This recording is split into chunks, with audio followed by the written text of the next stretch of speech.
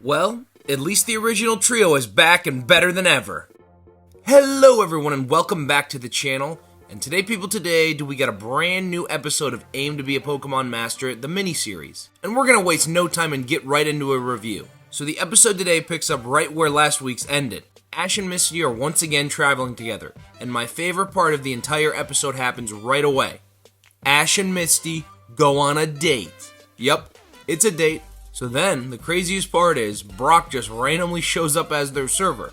Ash and Misty are like, whoa, Brock, I thought you were a Pokemon doctor. And then we find out that Brock is interested in another worker at the restaurant. Then Cillian appears later on for some reason, yada yada yada, fast forward a little, and this Hatterene, she's making illusions and tricking the whole gang. She makes Brock see this pretty girl that he has a crush on earlier from the restaurant. She makes Ash see his mom with some delicious food. She makes Misty see a bunch of awesome water Pokemon. But luckily, Pikachu's able to keep a level head and shock them back into reality. Well, everyone except Brock. Brock is still under the Hatterene's mind control and even begins to attack Ash. Bro's a true simp!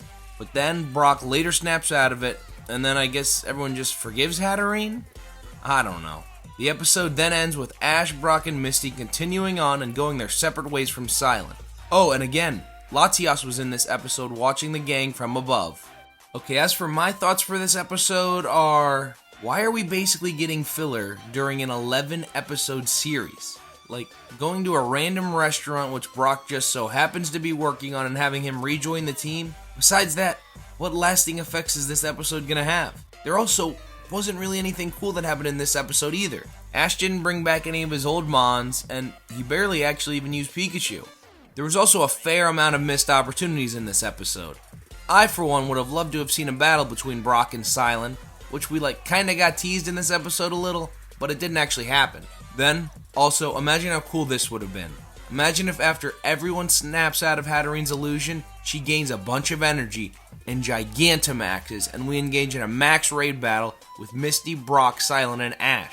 That would have been really cool. Well, overall, I give this episode a 5 out of 10. Decent, but definitely the worst of the 3 we've gotten so far from this series. But looking forward to next week's episode, it looks like it's gonna be epic.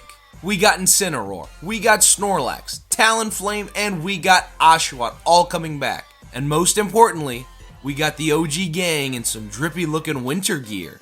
I know I, for one, am ready for this series to make a giant leap. Let's get into some epic storytelling, guys. I mean, these are the last few episodes we'll ever get with Ash, so let's go out in an exciting way. Well guys, that's going to do it for today's video. I'm very interested though to hear what your guys' thoughts of today's Pokemon episode are, and what you want to see next from this series. Also, check out this video right here if you really want to see just who is Ash's best Pokemon of each type. Thanks guys!